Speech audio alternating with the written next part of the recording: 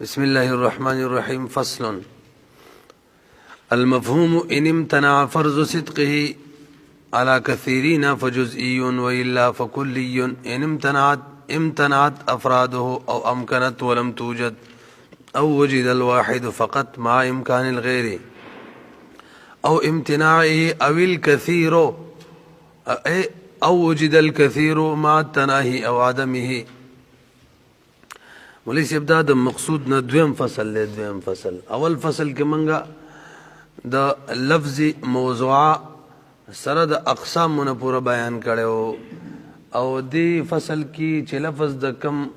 معنی او مفهوم د پاره وځي شوی دغه مفهوم بیان کړي به الفاظ دیگر مخکې د دال بیان وکړل د دال اوس د مدلول بیان کړي دی فصل کې نو متوجه شي مفهوم ویل کېږي ما حصل فی العقل هغه شی چې عقل ته حاصل شي فی العقل په ځای به تاسو عند لفظ وی هغه شی چې عقل ته حاصل شي هغه ته مفهوم ویل کېږي او موږ ول مثالونه ویلو لکه زه موبایل یاد کوم ذهن ته موبایل راشي دا د موبایل مفهوم دی کټوپه یاد کو ذهن ته راشي دا غي مفهوم دی ما ویل پکې شکل د پکې ذهن کې رااله دا د پکې مفهوم دی بهر حال مفهوم به په دوه قسمه معنی دی یو ته کلی ویل کېږي او بل ته جزئی ویل کېږي کلی چاته ویل کېږي دا هغه مفهوم ته ویل کېږي چې په ډېرو افرادو باندې صادقېدل کته فرض کې نو جایز وي یعنی عقل دا جایز غني چې په ډېرو افرادو باندې دي صادق راشي جزئی چاته ویل کېږي دا مفهوم ته ویل کېږي چې چریتی فرض کې چې ډېرو افرادو د صادق راشي نو دا منئ معنی دا چې عقل دا جایز نه غني چې دغه مفهوم دی په ډېرو افرادو باندې صادق راشي مخکاسم شوی ونه یو پیروي ورسې به پی کنه به دا کلی چې دا خپل کور کې بشپق قسم معنی وا نو موږ ویلو اول قسم د کلی هغه دی چې دا هغه افراد خارج کې موجودي دل دا محال او ناممکن وي او د دې مثال ولک لا شی او لا موجود د لا شی ډیر افراد ډیر اشیاء دي چې هغه لا شی دي خیالم ده کنه د الله پاک شریک دا لا شی دی او همدغه شان ما د اجي سب ته ویلو زما 1 کروڑ خزي دا خو ممکن دی دا مو یادویا زما دویمه خزه موجود زما دویمه خزه دا بس لا شی ده نشته دی نو او کشته شو به لا شی پاتې نشو تیجی سب شل بچی دا لا شی دی لا موجود دی بهرحال د لا شی او د لا موجود ډیر افراد دي خو یو فرد خارج کې موجود دل چې دی ممکن نه دی دویم نمبر هغه کلی دا چې داغي په خارج کې افراد موجود دل ممکن وي خو لا تر اوسه موجود شوی نه وي لکه ونقا مارغه او د یاقوت غر اگر که ممکن دي خو لا موجود شوی نه دي دریم نمبر هغه کلی چې داغي په خارج کې یو فرد فقط موجود شوی یو فرد او د بل فرد امکان ورس کتاب په طرز به وي د بل فرد ور سره هم امکان وي چې موجود شي لکه ذات د واجب الوجود دا یو کلی د فقط یو جز چې هغه د الله پاک ذات دغه موجود شوی دی یو فرد او د بل فرد موجود دی ور سره وس من دی نه موجودیږي صحیح شو څلورم هغه کلی چې دغه یو فرد موجود شوی فقط خود بل فرد موجود دی ور سره هم ممکن وي لکه شمس صرف یو فرد دی او ممکنه ده چې یو بل نورم شي امر سره راوخیږي سو شو څلور پنځم هغه کلی چې خارج کی ډیر افراد موجود شوي او هغه ډیر افراد متناهي وي کڅو کې شماري نشمیر کې راځي لکه و سیاري چې څو ته 7 سیارات ته وي کنه کواکب سیاره نو دا اوس یو کلی دا خارج کې ډېر افراد دي خو متناهي دي. شپږم هغه کلی چې خارج کې ډېر افراد وي او غیر متناهي وي. که څوک شماري شمارلی نه شي دی او شمار کوونکي په شمار کې په حصر کې نه راځي لکه افراد انسان او معلومات د الله جل شانه یاد کوي لکه کتاب والا دا مثال ورکړی. نو څو اقسام شو ټول شپږ. په دې کې خبره هو شوله نو وجه حصر دی غوږ کېدی کلی چې د خالی بنوي یا به خارج کې افراد موجودېدل ممکن وي یا بنوي که ناممکن وي قسم اول دی او که ممکن وي خالی بنوي تر اوسه به موجود شوي افراد یا بنوي که نه وي موجود شوي د فرد دا یې قسم ثاني دویم قسم شو. او که تر اوسه موجود شوي خالی بنوي یا به یو موجود شوي یا به ډېر وي که یو وي نو بیا به خالی نه وي یا به ورسره بل موجودېدل منه وي دا دریم شو یا به بل موجودېدل ورسره ممکن وي نو څلورم شو. او که ډېر افراد وي یا به متناهي وي پنځم شو یا به غیر متناهي وي شپږم شو. یاد شو ته ورسره دا خبره پکار ده چې وی کو مفهوم دو اقسام دي یو ته کلی وي بل ته جزئی وي.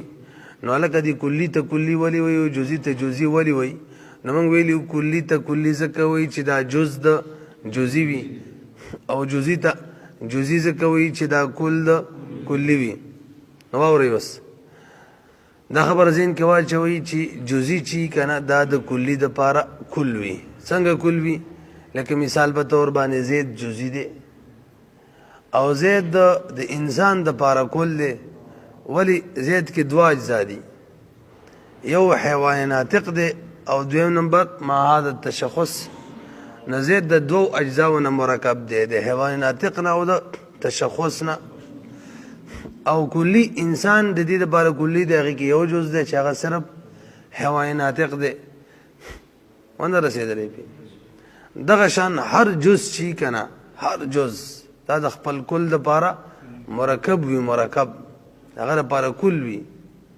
لکه مثال په طور باندې حیوان له ورشي حیوان انسان د هغې جز دی د حیوان دپاره خو انسان ورله کل هم دی. انسان یې جز نه ویم جزي دی. هر جزي چې ما څه ویلې جز مه یادوئ جزي چې وي دا کل وي د کلي دپاره داسې وي که اوس دا حیوان په مقابله کې انسان جزي دی خو انسان ورله کل هم دی ځکه ده کې هلته صرف حیوان دی هلته دوه شیان دي حیوان هم ناطق هم. بهرحال دا خبر هم ذهن ته ولوېدله چې دا جزي چې دا کل وي کل او دا کلي چې دا جز وي. زید کې دوه شیونه حیوان ناطق یو تشخص دوه او په انسان کې فقط یو شی حیوان ناطق. نو زید چې کل شو صحیح شو. او د زید د جزي له چې دا نوم موږ ایښی دی که نه د جزي له اول جزي له راشي جزي ته جزي ځکه وایي چې دا کل د کلي وي. راځه وله د جزي ته موږ دا نوم ایښی دی جزي دا متول ایښی د دې نسبت موږ کړی دی کلي ته او کلي جز دی. جزي ته جزي موږ ځکه وایو د دې نسبت موږ کړی چاته کلي ته او کلي جز دی یعنی جزي ته نسبت وشو جز ته نسبت وشو او د چا چې جز ته نسبت وشي هغه د څه ویلی کېږي جزي نو. ونه رسېدی راشئ کلي چې دا جز دی او جزي کل دی او د کلي ته چې موږ نوم ایښی دی نسبت هم وله چا ته کړی دی د جزي ته او جزي څه دی کل دی. نو د کلي نسبت چا ته شوی دی کل ته جزي ته یعنی کل ته او کل ته چې نسبت وشي بیا ورته څه وایي کلي وایي. نو زده نه شو. اوس ته وګورئ متن ته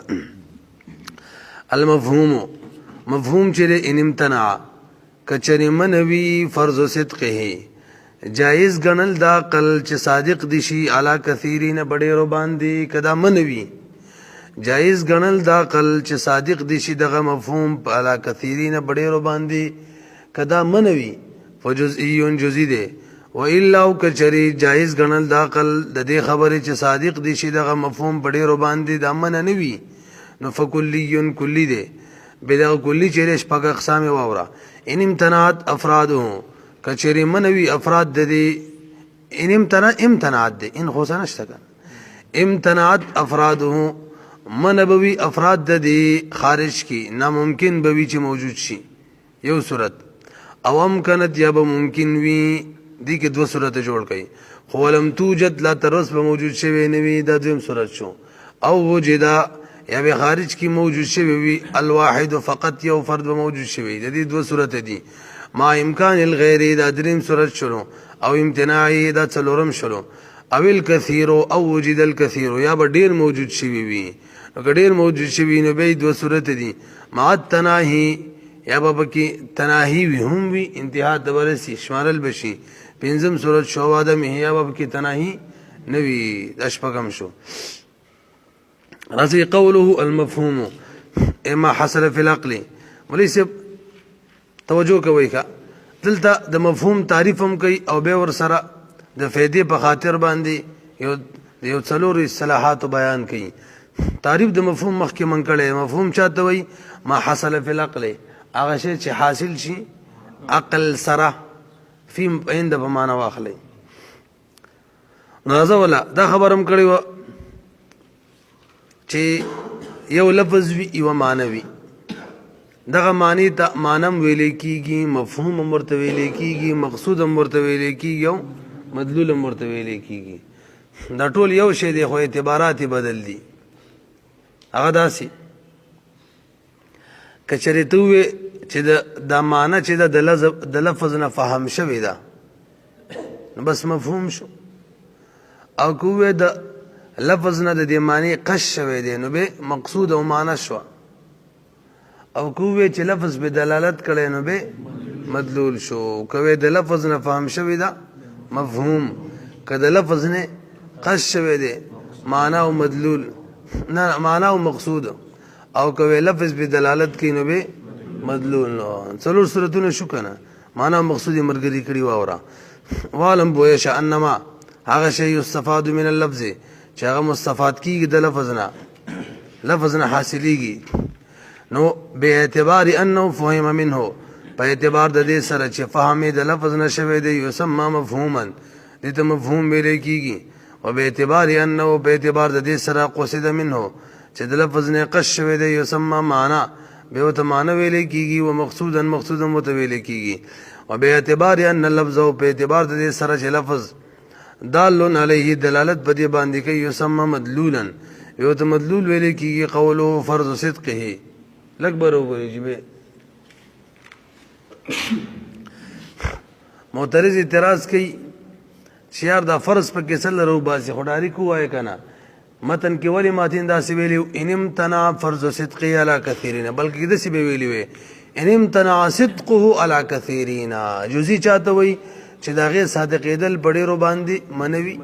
کلی چاته وي چې صادقېدل بډېرو باندې منه نوي دا پکې سره وي چې جزئی هغه ته ویل کیږي چې صادقېدل بډېرو فرض کول منوي او صادقېدل بډېرو فرض کول مننوي دا فرض پکې ولې روباسي په سوال پوه شولې نه جواب دار کې فرض رونه باسو نبی به د کلی ډیر افراد وي به د کلی نوزي ځکه تا د کلی څه تعریف بکې به کلی چاته ویلې کی هغه مفهوم ته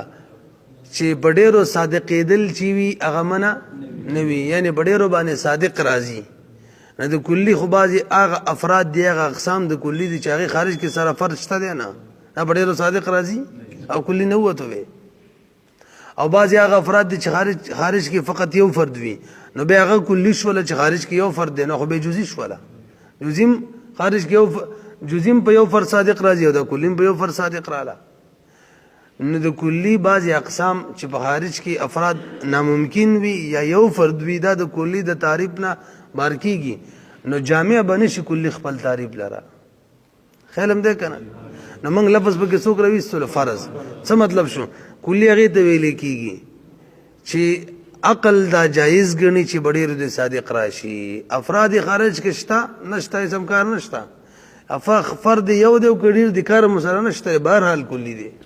خو بس چې بډېر صادق راشي پوه نه شولې یعنی عقل جایز وګڼي چې بډېر صادق راشي صحیح شو دا یو اعتراض جواب وشو اوس معترض یو بل اعتراض کوي او دا خپل اشاره ذکر کړم دی یعنی اشاره او تکړه د خصپا هغه سوال دا دی چې یار فرض خو ویل کېږي د یو ناممکن ممکن ته هم، فرض خو چې دی د یو ناممکن هم صحیح وي، د محال فرض هم صحیح وي. تاسو فرض کې موږ ټول اسمان ته وختو هلته شرط عجیب وایو، نو که فرض یې کې یا سوچ وکړي کېږي که نه کېږي؟ ټول هلته لګي قلار جبریل علیه السلام خي طرف ته ولاړ دی، فرشتې هم ګره چاپېره ولاړې دي، هغه هم وایي دا سړي دې سړو له چیشه شروع کړی دی. الله پاک ورته وایي چې بس غلي شئ، زه به پوهېږم چې څه وایي. نو فرض کې هر څه کېږي. او که دغه الله خوند نه در کوي دا فرض کې جینکو یو غټ محفل دی او بس لګوي پکې ټولې ما ته ګوري، تاسو تاسو پکې هم نه ګوري، او چړې ورسره په لاس کې دي، لاس په ځای باندې نور څه پرې کوي. اوړه کې دا ورولو بس همدا دي شول، څه به ټولې خو دې هسې هم نه رسو، بس دا شی نه دي شو اوړه ځان سره. نو فرض چې دی که نه چې دا خو د ناممکن او د محال هم څه وي صحیح وي، ذهن کې خبره راځي که نه. نو بیا خو فرض چې که تا راویستلو دغه یو فایده دې وکړه د کلي بعضې اقسام د کلي نه خارجېدله دې پکې دننه پرېښودل، یو بل نقصان دې دا وکړو جزي کې دې سره د څه دې پکې پرېنښودل ټول دې کلي ته ولېږل. یو خدا دی چې د جزي تعریف جامع نه شو افرادو لره تې ووتل، د کلي تعریف معنی نه جوړېږي، هغه کې نور هم ورله. څنګه جزي چاته ویلی کېږي چې ډېرو افرادو باندې صادقېدل دا فرض کول یې منئ. ته ماته یو جزي مثال وښیه، زید دې په ډېرو صادق راشي فرض یې کړه، دا خو صحیح ده، فرض یې کوم راځي که نه، به دام دې زید شي دام دې زید شي، فرض کوي که نه یار دا زید خو نه دی، خو بس فرض یې کوي زید دی، دام زید نه دی فرض یې کوي زید دی، دام نه دی فرض یې کوي زید دی، دا څو افراد ډېر افراد شو که نه شو. دغه شان هر جزي راوړه او ته پکې وایه فرض یې کوي، نو په ډېرو صادق راځي، نو جزي پاتې شو، هغه په ډېرو صادق راغلی خو کلي شو. نو د جزي تعریف جامع نه شو او د کلي تعریف معنی نه شو. نو دې ته ویلی کېږي د باران نه پټېدل ناوې لاندې مې شپه. تا یو کلي کې یو دوه اقسامو کوشش کوو چې بدن نه پاتې شي، ټول جزي افراد ټول تې ویستله کلي له. ته په خبره پوه شې مولوي صاحب؟ جواب دا دی ګوره فرض په دوه قسمه دی، یو ته ویلی کېږي فرض په معنا د تقدیر، یعنې تاسو یې فرض کوئ، او دویم وي تجویز العقل چې عقل یې جایز ګڼي. لږه پوره خبره واورئ. تجویز العقل چاته ویلی کېږي چې عقل یو شی جایز وګڼي، عقل یو شی او نفس الامر او د خارج لحاظ هم وساتي. داسې وایه عقل یو شی فرض کی فرض او د نفس الامر او د خارج لحاظ هم وساتي، یعنی خارج او نفس الامر کی جایز هم وي. عقل یو شی فرض کی او نفس الامر او خارج کی جایز هم وګڼي، دې ته ویل کېږي تجویز العقل. او بل فرض تقدیر په معنا هغه چاته ویل کېږي چې عقل یو شی فرض کی قطع نظر د دې نه چې نفس الامر او خارج کی دغه شی عقل جایز ګڼي او که نه ګڼي. خیال هم دی که نه؟ نو ستا اعتراض په چا باندې راتللو د فرض د دویمه معنا باندې چې عقل یو شی فرض کی او قطع نظر د دې نه چې خارج کې موجود دی که نه دی موجود دی څه کار نشته دی، عقل یې جایز ګڼي چې خارج کې موجود شي که نه ګڼي څه کار نشته. په دغه اعتراض راتللو او موږ اوله معنا اخلو تجویز عقل. نو مطلب عقل یو شی فرض کی ورسره نفس الامر د خارج لحاظ یې ساتلی، یعنی هلته جایز هم ګڼي. نو اوس به داسې تعریف شي جزي چاته ویلی کېږي چې په ډېرو افرادو باندې صادقېدل چې عقل جایز نه ګڼي، عقل یې جایز بس خبره ختمه شوه. او کلي چاته وایي چې عقل یې جایز ګڼي. وګورئ لږ شان فرض صدقه الفرض ها هنا بمعنى تجویز العقل. فرض دلته په معنا د تجویز العقل دی، لا التقدیري، ځکه تقدیر چې دی فإنه لا يستحيل تقدير صدق الجزي على كثيرين. وایي ځکه محال خو نه دی چې فرض دی چې صادقېدل د جزي په ډېرو باندې، دا خو محال نه دی. نو دا معنا نه کوو موږ د فرض دا معنا نه کوو کنی جزي په چا کې داخلېږي کلي کې. تاسو په دې اخري عبارت پوه شئ، ځکه فإنه که چېرې دغه ته کومه معنا لې مترجه دغه موږ والو نو بیا خو لا يستحيل تقدير صدق الجزي، بیا خو محال نه ده، بلکل جایز ده به چې صادق دي شي جزي په ډېرو باندې، لہذا دغه معنا موږ نه الو. وصادي قوله امتنعت افراده. اوس دا شپږو اقسامو کې یو راته بیانې مثالونو سره. امتنعت افراده چې خارج کی افراد منوي اول قسمو، لکه مثالی شریک د باری تعالی، د الله تعالی شریک خارج کی تر اول مثال کنه هغه دی کنه صحیح ده. مخکې راځي قوله او امکنت یې خارج کی افراد ممکن وي. او د دې دوه صورتو یو وی کډیر وي موجود شوی وي او کنه دی موجود شوی دغه کنه. نو وسوي لم يمتنع امکنت معنی ده چې من نه وي افراد من نه وي مطلب موجود دي شي موجود شوی دي کنه هغه به خبره ده. نو وی فیشتمل الواجب واجب تم شامل شو والممکن الخاص تم شامل شو کلیهما دواړو ته. راځي اوس خبره پوره کومه دا خبره ډیره اهمه ده. ما ول پرون توجه سره نه ویل نو څه دغه کې دې لپاره بیا را مات کو ولې چې د اصطلاحات ذهن کې کېنه وي ترامه یووی امکان عام امکان خاص او واجب او امتناع. توجه وکړئ ان شاء الله مزه بدل کی.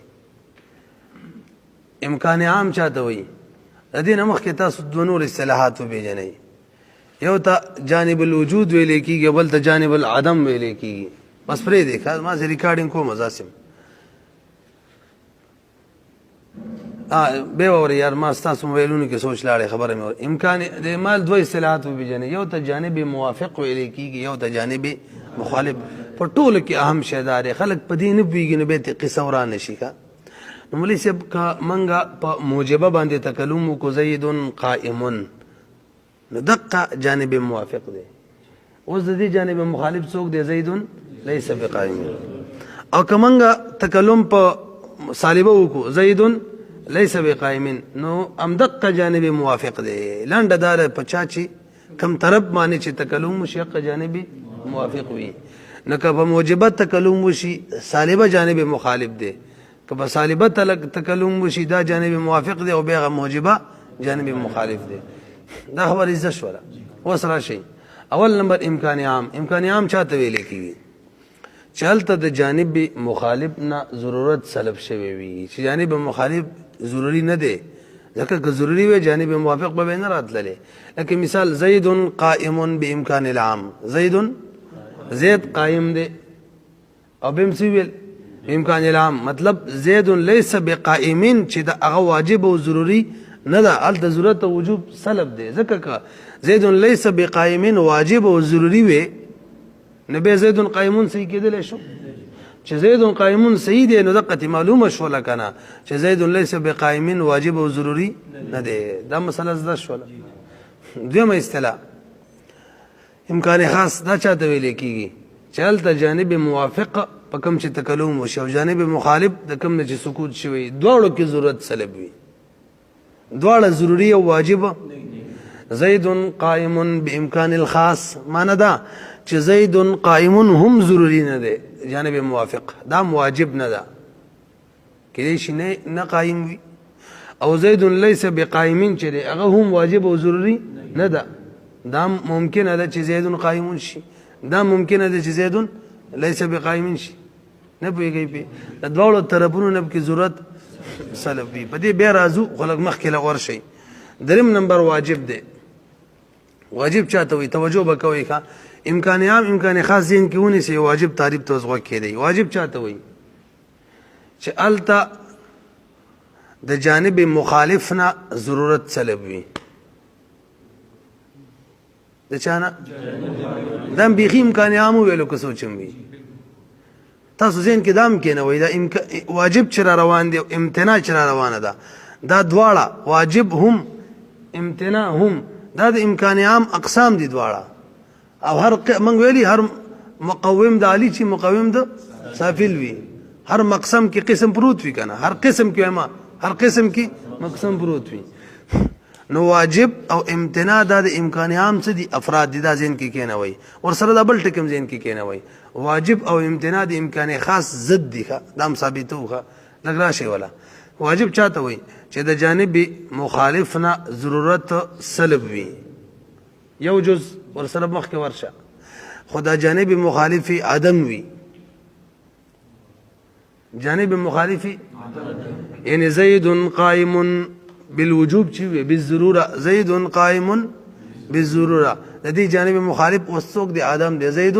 ليس بقائم زید ليس بقائم ضرورت سلب دی هغه ضرورین دی هغه ضروری ونه به زید قائم کېدې شو مخکې څه ورشه یو جز چې جانب مخالف نه ضرورت سلب وي دویم جز جانب مخالف به عدم وي دریم جز جانب موافق کې به ضرورت او وجوب وي دا ټکي په کې لګ زیاتی شو نو قسم کې مقسم نه چې قسم جوړیږي او ټکي زیاتی کیږي کنه اسم کې ور سره دا ټکي زید کې فعل کې درې زمانو نه زمانه سره به تعلقي کني ټوله کلمه دا حق ما کلمه دا یو ټکي ور سره زید شو مستقل معنی باندې دلالت نه کوي دا ور سره زید شو حرف کې کني ما کلمه دا دلته ور سره ټکي زید شو کني نو ټول امکان عام دي جانب مخالف نه ضرورت سلب وي او جانب مخالف فی عدم وی دا په امکان عام کې دواړه کېدلی شو او جانب موافقی ضروری وی واجب وی وسته څوک جوړ شو واجب عزت شو او مثال میں مولوی ویلو زید موجود بالوجوب بالضروره نو د دې مطلب دا دی چې زید لیس بموجودین چې دی هغه ضروری نه دی او لیس زید موجود بالضروره زید موجود دا ضروری دی عزت شو دا اوس امتناع لراشه امتناع چاته وي چې د جانب مخالف نه به ضرورت سلب وي مقلو بشرو دا واجب کې ویلو دا امکان عام کې ویلو د جانب مخالف نه به ضرورت سلب وي خو یو ټکی ور سزا کوي د دې به جانب مخالف وجود وي او واجب کې جانب مخالف څوک مستق فرق شو د دې به جانب مخالف دا غینه به ضرورت سلب وي د وجود نه به ضرورت سلب وي او دریم ټکی دې سره ولګوا او د دې کوم جانب موافق دی ابم ضروری وي نو واجب او امتناع په اول او دریم کې مرګري دي دویم کې بدل شو واجب چاته وي چې جانب مخالف نه ضرورت سلب وي امتناع چاته وي جانب مخالف نه ضرورت سلب وي یو شان شو کنه خود دویم جز الته واجب کې څو جانب مخالف به وجود عدم وي او دلته وسره ولګوا جانب مخالف به وجود وي دریم کې به مرګري کا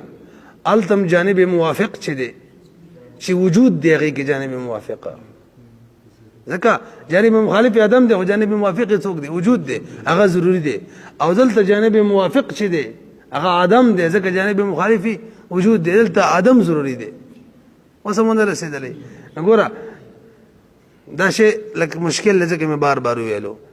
چې جانب مخالف نه ضرورت سلب وي او جانب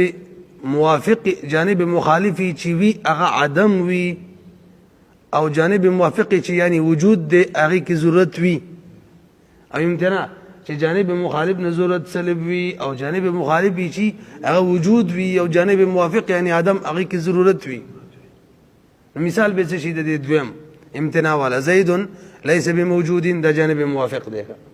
یعنی موافق دی تکلم په وشو اخره کې بل امتناع ور سره وایا د دې جانب مخالف څوک دی زید موجود الت ضرورت سلب دی جانب موافق وجود هم دي ضرورت هم دي سلب دي وجانب مخالف ما زيد ليس بموجود بالامتناع تدي جانب مخالف سوق دي زيد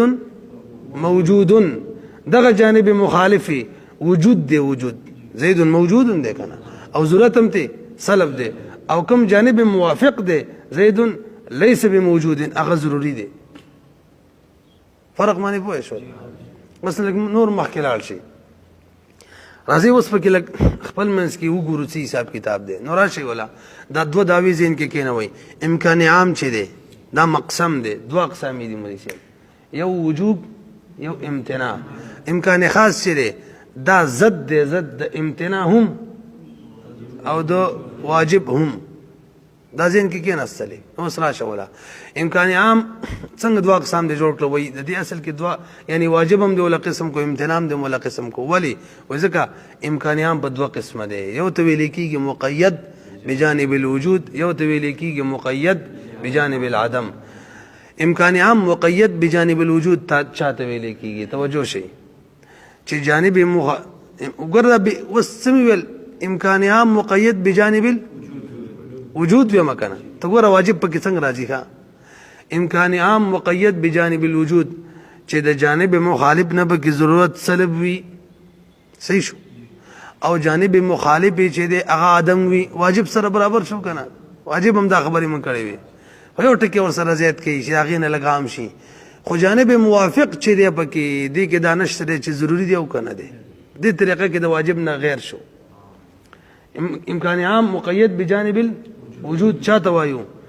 چې جانب مخالف نه پکې ضرورت سلب وي او جانب مخالف وي جانب مخالف عدم وي دا خو واجب کې مدالو بوا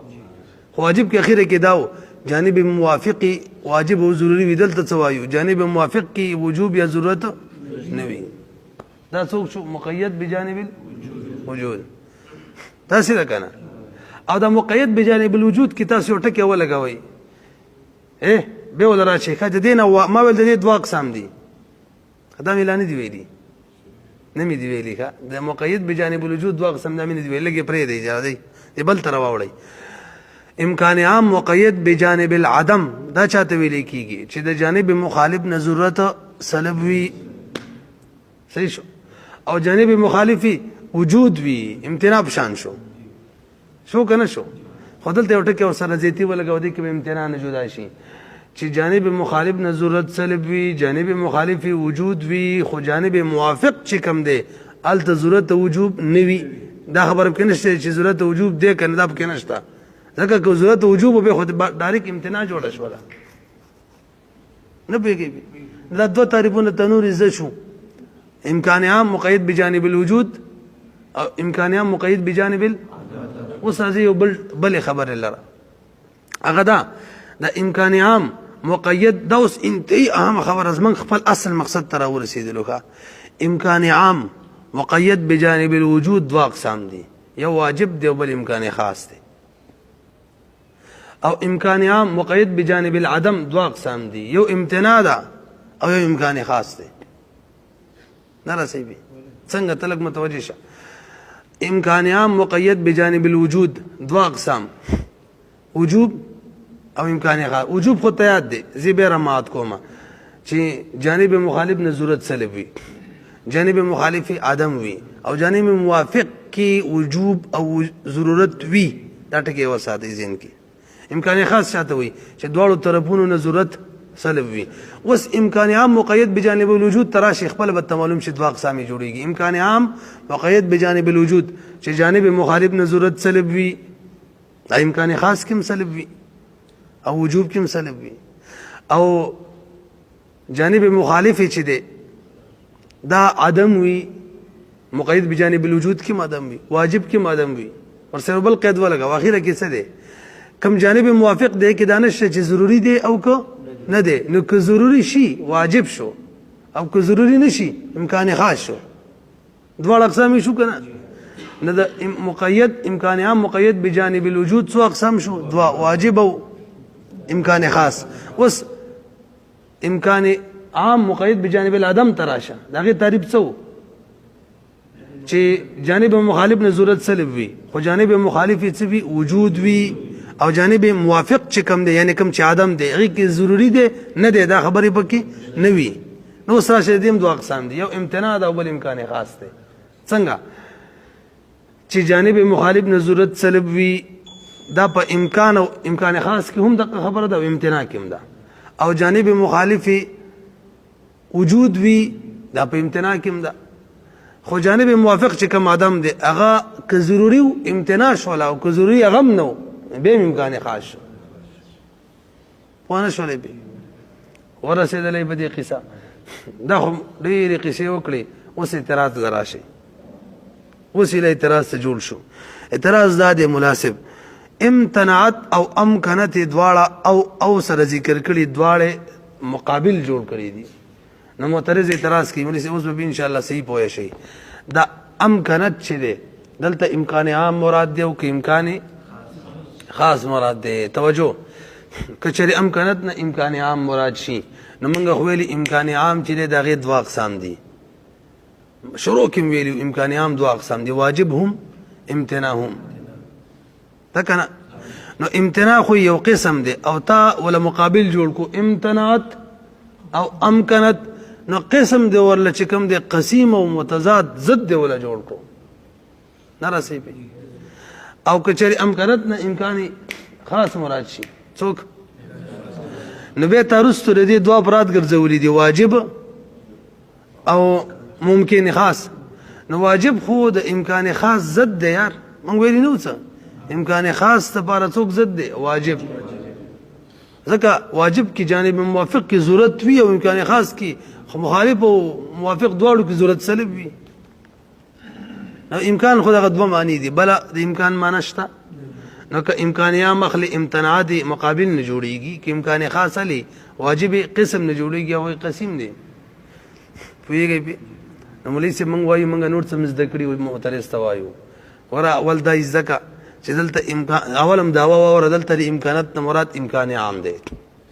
اعتراض دا راتللو چې امتناعات خو ضد نه دی قسم دی نو تنه بویا سره کې امکان عام په دوه قسمه دی یو مقید بجانب الوجود دی یو مقید بجانب کم چې مقید بجانب الوجود دی دغه دوه اقسام دی واجب او امکان خاص دی کنه او امتناع دغه ضد دی ځکه مقید بجانب الوجود چاته ویل کیږي هغه امکان عام ته چې جانب مخالف کی ضرورت سلب وي او جانب مخالف څوک وي آدم وي آدم او امتناع څه تعریف دی چې جانب مخالف نه ضرورت سلب وي خو جانب مخالف پکې وجود وي دا غزت شو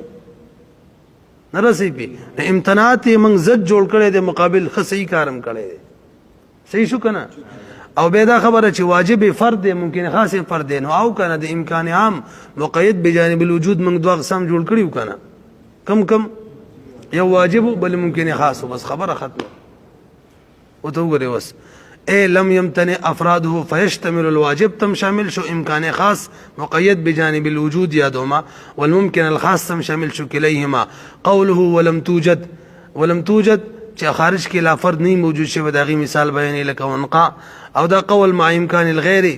یو فرد موجود شوی د بل ور سره امکان وي لکه شمس دا غیر لپاره مثال شو چې څلورم نمبر دریم نمبر قول او امتناع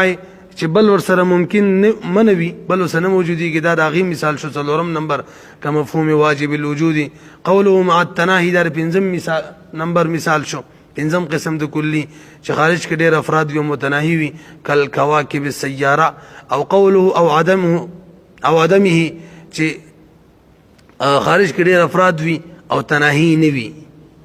کمعلومات الباری د شپږم قسم شو دغه مثال عز اسمه معلومات د الله جل شانه او د غشن نفوس ناطقه یادو چې نفوس ناطقه چې په بدنونو کې وي د مذهب د حکماو د غوي قدیم غني قدیم منګه